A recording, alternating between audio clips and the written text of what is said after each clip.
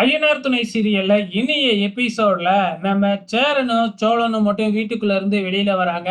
எங்க இன்னும் பொண்ணு மாப்பிள்ளைய காணோம் அப்படின்னு எல்லாருமே எதிர்பார்த்துக்கிட்டு இருக்கிறப்ப, இவங்க 2 பேர் மட்டும் வந்து சேரன் மட்டும் ஸ்டேஜ்ல ஏறி இந்த ஃபங்ஷன் நடக்காது சாப்பிட்டுட்டு போங்க அப்படின்னு சொல்லலாம்னு போறப்ப, கரெக்ட்டா நம்ம நிலா வந்து பாத்தீங்கன்னா சேலையெல்லாம் கட்டிக்கிட்டு அப்படியே மேக்கப்லாம் போட்டுக்கிட்டு அவங்க பாட்டுக்கு வராங்க. அதுக்கப்புறம் சேரனும் புரிஞ்சுக்கிறாப்ல நமக்கு உதவுறதுக்காக தான் இந்த பொண்ணு வந்திருக்கு அப்படின்னு சொல்லிட்டு, அதுக்கப்புறம் 2 பேரையும் ஸ்டேஜ்லயும் ஏத்திர்றாங்க.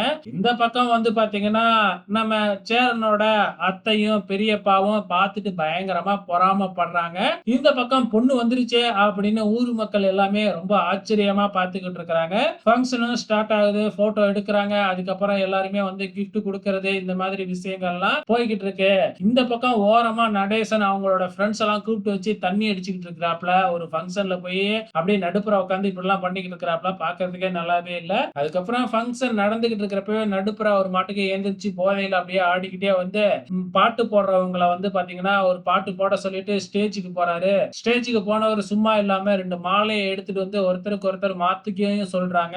அதுக்கப்புறம் தான் ஒரு ஷாக்கிங்கான விஷயம் என்ன அப்படின்னு பாத்தீங்கன்னா, தாலியை எடுத்து நீட்டி இந்தாடா இந்த தாலியை கட்டு, நீ எங்கேயோ போய் ஒரு மஞ்சள் கலர்ல கட்டிட்டு வந்தியா, அதெல்லாம் தாலியா, இந்த தாலி தான் உண்மையான தாலி, இதை இவங்களுக்கு மத்தியில கட்டு அப்படின்னு சொல்லி கொடுக்குறாங்க. நிலாவுக்கு பயங்கர அதிர்ச்சியா இருக்கு. வேற வழியே இல்ல. நம்ம சோழனும் வாங்கி அந்த தாலியையும் கட்டிட்டாப்ல. இதுக்கப்புறம் எல்லாருமே ஒண்ணா சேர்ந்து குரூப் போட்டோலாம் எடுத்துக்கிறாங்க. சோ இன்னிய எபிசோடு இதோட முடிஞ்சிருக்கு. வெயிட் பண்ணி பார்க்கலாம். நாளைக்கு என்ன நடக்க போகுதுன்னு.